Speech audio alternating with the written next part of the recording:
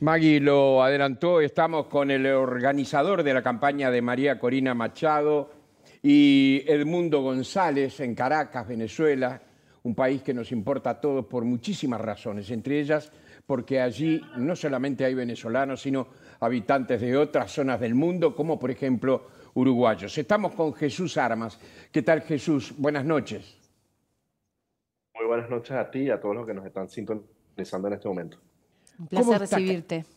cómo está Caracas hoy? ¿Cómo se siente estar allí en esa posición en la que estás tú, por ejemplo, en este momento tan especial que está viviendo tu país? Bueno, fíjate, hoy Caracas se siente como una tensa calma, es decir, tenemos algunos días sin haber estado en las calles en una protesta, no estamos allí desde hace unos 4 o 5 días. Sin embargo, la represión no ha parado y cada noche es una noche en velo para cualquier activista, ya sea un activista comunitario o liderazgo medio o por supuesto el liderazgo nacional de la oposición en Venezuela, porque todas las noches estamos viendo imágenes de cómo llegan los miembros de la policía de Nicolás Maduro a los hogares de estos activistas y los llevan secuestrados. Muchos de ellos aún no sabemos el paradero.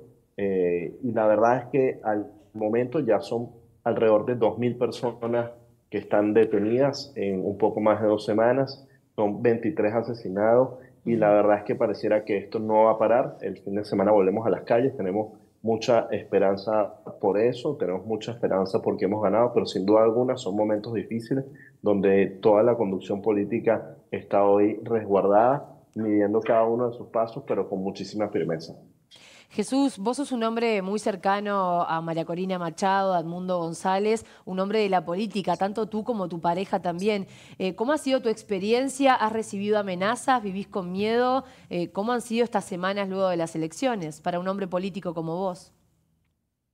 Mira, la verdad es que esto es una experiencia muy dura, pero la verdad es que nosotros entendíamos muy bien que estábamos en un entorno totalitario y esperábamos lo peor, porque lo cierto es que nosotros entendemos que la vocación de Nicolás Maduro es quedarse en el poder, la vocación de Nicolás Maduro es la violencia, esto es una dictadura que ha sido capaz de llevar a que se vayan del país 8 millones de venezolanos por pobreza, buscando mejores oportunidades, pero también al exilio por las torturas, por las violaciones de derechos humanos. Esto es una dictadura que ha sido capaz de asesinar para mantenerse en el poder y por supuesto estábamos convencidos de que el 28 de octubre las probabilidades de que Maduro quisiera avanzar y desconocer la voluntad de los ciudadanos y robarse las elecciones era casi algo seguro.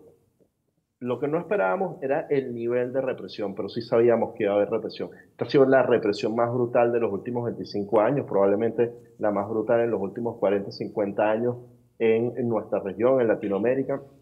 Y la verdad es que vivimos con emociones mixtas, ¿no? Por un lado, con muchísima alegría porque logramos esta victoria, porque logramos obtener las actas, porque el mundo sabe que Nicolás Maduro le miente al país y que nosotros ganamos, pero al mismo tiempo con muchísimo miedo, y hay que decirlo con sinceridad porque sabemos que en cualquier momento algo peor. Hoy, por ejemplo, dentro de mi equipo de líderes comunitarios tenemos algunos dentro de la cárcel, muchos otros han sido perseguidos, no tan solo por los grupos, por los cuerpos de seguridad, sino también por estos grupos paramilitares de Nicolás Maduro que nosotros llamamos colectivos.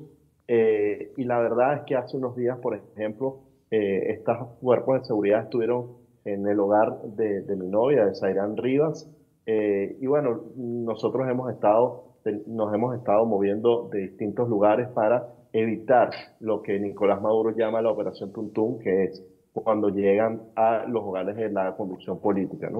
Ujú. Jesús, ¿cómo es la convivencia con los ciudadanos? No digo con las milicias o con los miembros del gobierno, sino con los ciudadanos que votaron a Maduro. Mira, la verdad es que hay muy pocos, ¿no? Son menos del 30% del país. Nicolás Maduro sufrió una derrota contundente y la verdad es que nosotros no vemos una animosidad dentro de ese porcentaje de la sociedad a confrontar, porque lo cierto es que ellos se saben derrotados. Es decir, muchos de ellos fueron testigos electorales ese día. Nosotros vimos cómo muchos de ellos a mitad del día abandonaron los centros electorales porque sabían que habían perdido y que la victoria del mundo había sido aplastante. Sin embargo, hay un muy pequeñito sector, que es un sector muy radical, que hoy están fungiendo dentro de sus comunidades, sobre todo en los sectores más pobres de Venezuela, como lo que nosotros llamamos sapos, que son delatores, ¿no? Entonces, ellos identifican a los dirigentes comunitarios de las favelas Estamos tratando de de ver. Caracas y de sectores muy pobres. Envían la información de su nombre, alguna fotografía. ¿Están allí? Sí, sí, ¿Aló? sí. Estamos ¿Me escuchando escuchan? ahora. Ahora Ajá. perfecto, sí. Ok, ok. Bueno, esta minoría que llamamos sapos o delatores son personas en los sectores populares que identifican a los líderes comunitarios, les toman fotografías, identifican su dirección, sus casas, se la envían a los cuerpos de seguridad y esto ha sido parte de, el éxito que ha tenido la represión de Nicolás Maduro, que han podido llegar a identificar a los líderes de base para así intentar desmovilizarlos, pero sin embargo no nos han desmovilizado y lo hemos demostrado y lo vamos a demostrar otra vez este sábado cuando llenemos las calles, no tan solo de Caracas, de Venezuela y de muchas ciudades del mundo gracias a la movilización de nuestra diáspora. ¿Qué es lo que no se ha producido y se debe producir para que caiga concretamente el gobierno de Maduro? Bueno, aquí el elemento fundamental tiene que ser la Fuerza Armada, y esa es la verdad. Es decir, la Fuerza Armada tiene que dar un paso y ponerse del lado de la Constitución, del lado de la democracia y de la soberanía popular. Nosotros no estamos pidiendo que hoy caiga Nicolás Maduro, sino que se respete la voluntad de los ciudadanos y que el 10 de enero podamos juramentar a Edmundo González, tal como lo dice nuestra Constitución, que podamos seguir los pasos regulares, pero claramente no es la vocación autoritaria de Nicolás Maduro. Entonces, hoy lo que necesitamos es Sí. mucho apoyo internacional que permita aumentar la presión y Sí, a ver aprovecho si para podés agradecer repetir, con Jesús, Venezuela, estos. Europa y Estados Unidos, pero también necesitamos mucha movilización ciudadana. Jesús, cuando estabas ¿Me enumerando las escuchas? cosas que se ¿Aló, me necesitan, escuchas? cuando estabas enumerando las cosas Ok. que se necesitan, se cortó. Te pedimos que lo repitas porque nos parece muy importante ese concepto. Ok, lo primero que necesitamos es mucho apoyo internacional, lo estamos teniendo y la verdad es que la presión Se está congelando concretamente la imagen y la voz. clave Este, para poder ahora sí, ahora sí. empezar a romper la cohesión dentro de la coalición de Nicolás Maduro, especialmente dentro de la Fuerza Armada. Sí, ahora sí. Queremos agradecer al gobierno de Uruguay porque nos ha acompañado en esta lucha por la democracia en Venezuela. Lo segundo que necesitamos es la movilización ciudadana, que la estamos teniendo, el apoyo de los ciudadanos en la calle. Pero el tercer elemento que necesitamos es que se mueva la conciencia del mundo militar. Y bueno, tenemos una estrategia, estamos conversando con muchos de ellos, estamos haciendo todo lo que se necesita para que ellos acompañen la verdad y acompañen la voluntad de la gente, ¿no? ¿Cómo llegan a esos militares? ¿Cómo los detectan? ¿Cómo penetran en sus vidas, en sus historias para este diálogo que vos decías que están teniendo? Bueno, fíjate, no es un diálogo particular, no es algo que estamos teniendo directamente en la Comisión Política, sino que es el día a día en la calle de todos los venezolanos. La verdad es que los militares en Venezuela en el proceso electoral hay un grupo de militares por cada centro de votación. Por ende, los militares entienden y saben muy bien quién ganó ese día. Saben que Edmundo González es el verdadero presidente electo de Venezuela. Ujú. Y por ende, hoy tenemos a miles de familiares de los militares que están tratando de remover esa conciencia. Estamos enviando mensajes muy claros, como por ejemplo, hace 3 o 4 días Edmundo y María Corina lanzaron un mensaje conjunto al mundo militar. Y lo cierto es que esto es un momento sumamente difícil, sumamente complicado, pero estamos seguros de que eventualmente la mayoría de los militares, que son los que están sufriendo las mismas penurias que el resto del pueblo venezolano, cuyas familias están sufriendo muchísimo, tienen que tomar una decisión y ponerse del lado del pueblo. Jesús, hablabas del apoyo internacional. Celso Amorim, de las últimas horas, el asesor para asuntos internacionales de Brasil, Brasil un protagonista en esta negociación internacional, sugirió en las últimas horas justamente a Lula la repetición de las elecciones venezolanas como una posible solución a esta crisis política. ¿Cómo lo ven ustedes? ¿Creen que es una posibilidad? ¿Esto abriría la puerta al fin del régimen de Maduro? Yo creo que esto es un error, porque nosotros ganamos las elecciones y las ganamos con más del 60% de los votos. Es decir, Lula ganó apenas por un 2% de diferencia a Bolsonaro y nadie podría decirle hoy, mira, Lula, vamos a repetir la elección en Brasil. Eso no tiene ningún tipo de sentido, especialmente porque nosotros tenemos las pruebas. Lo que necesitamos es que se verifiquen las actas y que podamos mostrarle al mundo la verdad. Muchos países ya la han reconocido, muchos países la saben. De hecho, en la página web resultadosconbzla.com, pueden ver cada una de las actas, centro a centro, de cuál fue la realidad de la votación de la gente. Nosotros mostramos las actas, nosotros mostramos la verdad. El Centro Carter ha determinado que las actas que nosotros estamos mostrando son reales y que Maduro hizo fraude. Y más allá de eso, está claro que Maduro no ha mostrado ni una prueba de su victoria. Ha dado vueltas, ha intentado marear a la comunidad internacional de los venezolanos, pero mira, ya van 3 semanas de la elección y no ha mostrado ni una prueba de su victoria. Creo que esto sería un insulto para los venezolanos que votaron ese día y estoy seguro que también Nicolás Maduro se va a poner, porque en las condiciones que sean, Nicolás Maduro perdería una elección. Jesús, retrocedo un casillero. Estabas hablando de que hay conversaciones con mandos medios militares cuyas familias son los nexos y que eso, a través de esos mandos medios se podría llegar a dar vuelta la torta o la tortilla y que eventualmente se ponga del lado del resultado electoral. Ahora, también se entiende que los altos mandos, eventualmente, si dejan el poder, podrían enfrentar procesos judiciales. ¿Ustedes están dispuestos a aceptar amnistías de los integrantes del Ejecutivo y también de esos altos mandos a cambio de que se respeten los resultados electorales? Mira, nosotros hemos estudiado procesos de transición a la democracia en muchos lugares y entendemos los sacrificios que hay que hacer y entendemos que a veces vamos a tener que perdonar y que pasar la página en muchos casos. En otros lados sí se podrá hacer la justicia que muchos venezolanos quieren. Pero aquí lo más importante es que podamos recuperar la libertad, la democracia y el sendero hacia la prosperidad de los venezolanos. Entonces nosotros estamos dispuestos, y creo que lo ha dicho María Corina en muchas oportunidades. De hecho, hace 1 o 2 días ella da unas declaraciones donde hablaba de darle una amnistía a Nicolás Maduro, y esto se está hablando con la comunidad internacional. Por supuesto, mucho más al mundo militar. Muchos de estos funcionarios del alto mando están sancionados por violaciones de derechos humanos.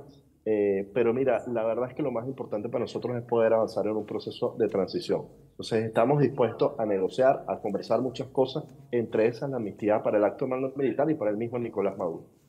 Tú decías recién que de la cantidad de venezolanos que están en el exterior, ¿verdad?, que han salido de tu país, 8.700.000 según Naciones Unidas, 4 veces más que Ucrania, un país que en estos momentos está en plena guerra. Una de las reacciones que se esperaba casi de inmediato, precisamente cuando Maduro se autoproclamó vencedor, era que muchos venezolanos iban a buscar su futuro en otros países, como lo hicieron ya esos millones de venezolanos. ¿Se ha producido ese movimiento? ¿Se está por producir? Ese movimiento se está por producir. La verdad es que si nosotros no logramos conseguirle una solución política a esto en las próximas semanas o los próximos meses, y los ciudadanos pierden la esperanza, pues sencillamente vamos a ver muchísima más migración, probablemente peor que la que ya hemos visto hasta el momento. Pero la verdad es que eso está contenido hoy, y está contenido por la esperanza, y más que por la esperanza, por la certeza de que ganamos, de que tenemos la verdad y de que vamos a cobrar ese triunfo. Pero yo creo que esto debería hacerle un llamado de conciencia a los liderazgos políticos latinoamericanos, que la diáspora venezolana puede aumentar, la migración puede aumentar y eso evidentemente puede tener un impacto muy importante en toda la región. Ni que hablar que hay muchos países, dirigentes políticos y gobiernos que apoyan y acompañan a Venezuela en este proceso, buscando justamente bueno, que se respete lo que decidió la población en las urnas. Pero en esto que decías vos del acompañamiento internacional, esto es de último momento, de hace un ratito, el presidente mexicano, Manuel López Obrador, aseguró que por el momento no va a continuar con el diálogo con Brasil ni con Colombia hasta que, dice López Obrador, hasta que se haga la revisión del Tribunal Supremo de Justicia sobre los documentos presentados por organizaciones políticas y ex candidatos para tomar una decisión del proceso de validación de las elecciones, ¿no? O sea, pasa el tiempo, las piezas y la geopolítica se empieza a mover, el tic-tac para la oposición venezolana empieza a correr. ¿Ustedes temen que esta presión internacional empiece a mermar y que queden de alguna manera solos en esa cruzada? Yo creo que es todo lo contrario. Yo creo que en la medida que esta negociación, este proceso que están llevando a cabo México, Brasil y Colombia, lo que va a hacer es desnudar muchísimo más a Nicolás Maduro. Vamos a ver cómo en los próximos días, a pesar de la petición de estos presidentes y de estos gobiernos, Nicolás Maduro no va a poder mostrar ninguna prueba porque él sabe que perdió y hoy no puede forjar esas actas porque la verdad es que son bastante difíciles de forjar exactamente con las condiciones necesarias. Y sobre todo cuando nosotros tenemos las originales, ¿no? Entonces yo creo que este proceso particular de estos tres países nos va a ayudar a desenmascarar aún más a Nicolás Maduro frente a los gobiernos de izquierda. Hay muchos partidos y gobiernos de izquierda que todavía conservan ciertas dudas sobre Nicolás Maduro y esto lo va a terminar de desnudar. No solamente las violaciones a los derechos humanos que hemos visto en estos días, sino su capacidad para mostrar las pruebas. Yo estoy seguro que las democracias, que el mundo libre, no nos van a dejar de acompañar porque entienden la gravedad de lo que representa esto para la región, pero sobre todo porque si hay un compromiso hoy en la lucha de la democracia contra el autoritarismo, el terreno de juego principal y en este instante es Venezuela. Jesús, tenemos que ir cerrando. Agradecerte, por supuesto, este contacto en este contexto tan complejo. Sabemos que va a haber una movilización grande el sábado, seguramente también tenga repercusiones acá, pero no quería dejar de preguntarte, vos sos un joven profesional formado, tenemos una edad parecida, tendrías tal vez todas las posibilidades de emigrar de tu país y elegís quedarte y en primera línea de fuego. ¿Por qué elegís Venezuela y ese lugar? Mira, elijo Venezuela porque aquí está mi familia, aquí nací, aquí crecí, este fue el país que me dio las oportunidades, porque conozco el talento de los venezolanos y las potencialidades que tiene este país, porque tiene un gran capital humano, pero también porque tiene muchísimos recursos y muchísimas potencialidades que podremos explotar en el futuro, y porque nosotros no podemos nunca renunciar a la libertad y a la democracia, porque si no esa luz se va a ir apagando en todo el mundo. Hemos visto cómo el autoritarismo viene avanzando en todo el planeta y hay que luchar en cada lugar, en cada espacio, para que podamos tener libertad. Muy bien, vamos a hacer un punto aquí, aunque la conversación, por supuesto, ameritaría muchísimas preguntas más. ¿Hay algo en especial que no te preguntamos y que quisieras decir, Jesús? Mira, yo creo que lo principal que queremos decir es pedirle al mundo que esté muy pendiente de las violaciones de derechos humanos y la represión hoy en Venezuela. Hoy, como te digo, la mayoría de la conducción política está escondida. Todos tememos por nuestra libertad y por nuestra vida, pero por sobre todas las cosas, síganos acompañando para que podamos demostrar a todo el planeta este fraude y para que podamos avanzar hacia la libertad. Jesús Armas, gracias por este diálogo, tú desde Caracas. Hasta pronto. Gracias. Gracias. Buena suerte. Todo lo mejor. Maggie. Bueno, vamos a continuar Muy en bien, señora, Venezuela. si usted lo dice. Y vamos a hablar de una mujer que es protagonista de toda esta situación, sin duda. Creo que uno de los personajes políticos y sociales más importantes de la actualidad, Sí, muy aquí interesante. en Latinoamérica, y ni que hablar cuando hablamos de las mujeres políticas aquí en la región. Porque María Corina Machado hoy encarna la imagen de la oposición al régimen de Maduro, si bien ella no era la candidata, bueno, es la líder de la oposición al régimen de Maduro. Está vinculada a la escena política desde hace más de 23 años y la voz firme de María Corina Machado, su actitud, su personalidad, su forma de ser. Organizó la oposición. Exactamente. Bueno, han llevado a que muchos de los medios extranjeros incluso la titulen como la dama de hierro de Venezuela. Pero, bueno, ¿quién es esta mujer? ¿Cuáles son sus orígenes? ¿Cuáles son sus ideas, sus pensamientos? Todo eso les voy a contar en un ratito, pero antes vamos a repasar a través de TTIP una parte de la carrera política de María Corina Machado, una selección que hicimos de esta carrera que creo que describe mucho su personalidad política. Vamos a verla. Esto es lo que queríamos escuchar, la Venezuela decente y la que no quiere definitivamente avanzar hacia el comunismo. Quiere respeto a la propiedad y queremos una Venezuela de solidaridad, una Venezuela de justicia, una Venezuela de superación. Por favor. ¿Cómo puede usted hablar de que respeta al sector privado en Venezuela cuando se ha dedicado a expropiar, que es robar?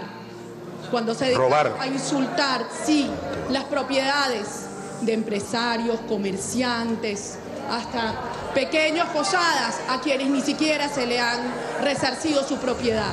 Es lamentable que usted tome la palabra para llamar al presidente de la República ladrón. Muy bien, gracias, diputada. Ahora, yo creo que por eso, perdón, calma, no importa. Yo creo que por esas cosas es que usted en las encuestas, yo lamentablemente la veo como con 1%. Vamos a esperar el día de las elecciones, pero a usted le falta un poco más. Para la próxima pudiera ser. La diputada Machado, con todo respeto, me ha dicho que me prepare para entregarle la banda. Yo le digo, bueno, suerte, le deseo suerte. Ministro Giordani, quien falta el respeto a otro, se irrespeta a sí mismo. Recuerde eso. Después de más de 32 horas de escuchar los cuentos de los ministros y más de 12 años de gobierno, es evidente para los venezolanos que sí, hay dos modelos claramente diferenciados que llevan a dos Venezuelas muy distintas. ¿Para quién trabajas? ¿Para quién trabajas? Yo sí te puedo decir para quién trabajo yo. Yo trabajo para todos los venezolanos. Ajá, para ustedes también. ¿Y por qué me tienes que estar intimidando y siguiendo hasta mi casa? Ah, no. Vayan y cuiden a los venezolanos que los están matando en la calle. Por eso yo le digo al presidente de la República, no se equivoque. No se equivoque, presidente, respete a las mujeres, porque las mujeres venezolanas no le tenemos miedo y evidentemente el presidente a nosotros sí. Y ellos creen que con eso ellos van a callar a este pueblo y van a aplacar la rabia, la indignación que hay en una gente cuando ve este atropello. Ella es toda la tranca de Jevarilla para acá. María Corina Machado, para. Ella es toda la tranca. Quizás cuando yo empecé en esta actividad política, primero con Súmate y esto, en estos últimos 20 años, ser mujer era un hándicap, ¿no? Y la gente lo veía, no, chica, o sea, no va a llegar a ninguna parte porque este país machista, esas cosas que dicen. Y yo ya entré a reuniones donde habían 25 tipos y yo era la única mujer. Y yo, no, un momentico. O sea, pero eso cambió. Edmundo González Urrutia obtuvo el 70% de los votos de esta elección y Nicolás Maduro el 30% de los votos. Esta es la verdad. ¿A cuenta de qué te van a decir que tú eres un venezolano de segundo porque el país te expulsó? ¿Cómo le vas a decir tú a un sobreviviente del Darién que no tiene derecho a emitir su voz sobre el destino de Venezuela para que pueda volver? Eso no tiene pies ni cabeza y la gente no se lo va a calar. Pero entonces tenemos que hacer esto juntos y echarle ahora. Queridos venezolanos, ganó Venezuela.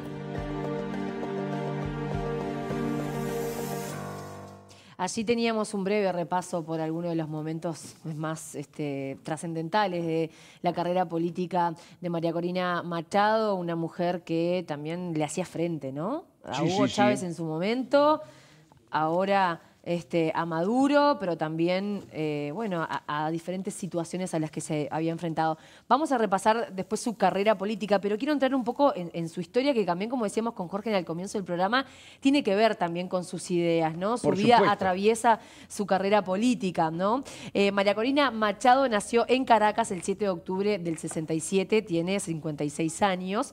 Es la primera de 4 hijas que tuvieron Enrique Machado, importante empresario del hierro y el acero, que también su empresa fue expropiada, y un poco eso es ahí donde surge de alguna manera el interés de María Corina Machado en poner este tema sobre la agenda. Y su madre, Corina Parisca Pérez, es psicóloga y una reconocida tenista de Venezuela, y además es tataranieta del escritor y político venezolano Eduardo Blanco. Se formó en el Colegio Internado de Monjas de Venezuela y luego se graduó como ingeniera industrial en la Universidad Católica Andrés Bello en Venezuela, y tiene una especialización en finanzas en la IESA, que es una escuela de negocios muy importante en su país. Además, se graduó del programa de líderes mundiales en políticas públicas de la Universidad de Yale en los Estados Unidos. Ahí la vemos con su papá. María Corina Machado se casó en el 1990 y tuvo con el también empresario Ricardo Sosa 3 hijos: Ana Corina, Ricardo y Enrique.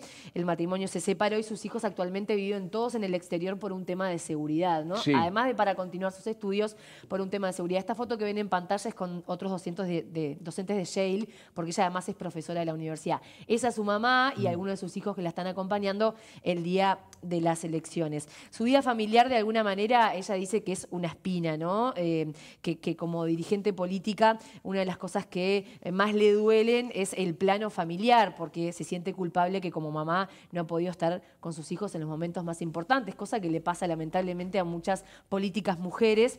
Es algo de lo que nunca me voy a perdonar, que llegue el día de su graduación y vos eras la única mamá que no estabas presente, dijo en una entrevista, de alguna manera reflejando esta situación. Ahí la vemos con sus 3 hijos. Además de su trayectoria política, como les decía, es docente, trabajó en empresas privadas en el exterior de su país y fue profesora de la Universidad de Yale. Otra de sus actividades también importantes es la creación de la Fundación Atenea, que la creó junto a su mamá, y lo que hacen es acompañar a niños en situación de vulnerabilidad de Caracas. La fundaron allí en el año 1992. Pero bueno, ahora vamos a recorrer un poco su carrera política. Comenzamos el tape con esa escena de ella enfrentando a Hugo Chávez, donde entre varias cosas le dice expropiar es robar. Frente a toda la cámara, ahí Hugo Chávez estaba haciendo una rendición de cuentas y no está en el video, pero él le dice una frase que quedó para la historia: el águila no caza moscas, ¿no? Como dice, yo soy un águila, vos sos una mosca, anda a la fila para discutirme, ¿no? De alguna manera la ninguneó totalmente, y hay también en ese enfrentamiento directo que ella tiene con el régimen, también esta escena está marcada porque fue icónica. Pero ella empezó en política en el año 2002, comenzó su militancia en la Fundación Sumate, que era una organización no gubernamental dedicada a la promoción y defensa de los derechos de los ciudadanos. Luego fue electa diputada en 2010 como legisladora, fue una de las voces más contundentes, como lo veíamos, en la defensa de la democracia y la libertad. Participó como candidata independiente en las primarias de 2012, allí alcanzó el 3er lugar, y ese mismo año nació 20 Venezuela, que es hoy la organización política que ella lidera, que es de tendencia centro-liberal, de la que hoy, como les decía, es coordinadora nacional. En el 2014, en febrero, lideró el movimiento La Salida, que empujó numerosas protestas en contra del régimen de Nicolás Maduro, y también en 2014 fue destituida de su cargo de diputada en la Asamblea Nacional por acusaciones de traición a la patria, para acudir frente a la Organización de Estados Americanos denunciando el régimen, y bueno, por acudir a denunciar a su gobierno es que, bueno, le sacan su cargo como diputada. Ese mismo año le prohibieron la salida del país. Después, en 2015, María Corina Machado fue inhabilitada por 12 meses para ejercer cargos públicos. Fue candidata a la presidencia por 20 Venezuela en 2023, pero el 30 de junio fue inhabilitada políticamente por 15 años. Una mujer de acción, ¿eh? Totalmente. Bueno, resultó ganadora de las primarias con más del 90%, pero como estaba impedida de participar, quedó en su lugar Corina Lloris, quien tampoco luego pudo inscribirse, y es ahí que llega Edmundo González, y se convierte en el candidato de la oposición, ¿no? Después lo que pasa, la historia, ustedes ya la conocen, que es lo que estábamos relatando un poco con Jesús.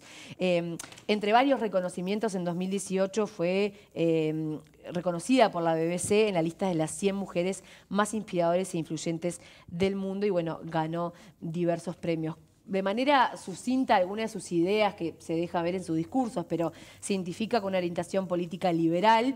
En lo social ha expresado el interés por abrir debate sobre asuntos de la despenalización del aborto, por ejemplo, en casos de violación. Ha mostrado apertura también en temas como el uso de marihuana medicinal, el reconocimiento al matrimonio igualitario, y en lo económico defiende una reducción del papel del Estado claro en las políticas públicas, promueve el libre mercado y una de sus propuestas más significativas ha sido la privatización de la empresa estatal de Petróleos Venezuela como una de sus banderas en su carrera política. Un currículum importante. Fue lindo el reencuentro, ¿eh? Totalmente. Sí, la verdad, bueno. Sí. Prontos para el próximo. Claro, el jueves. Sí.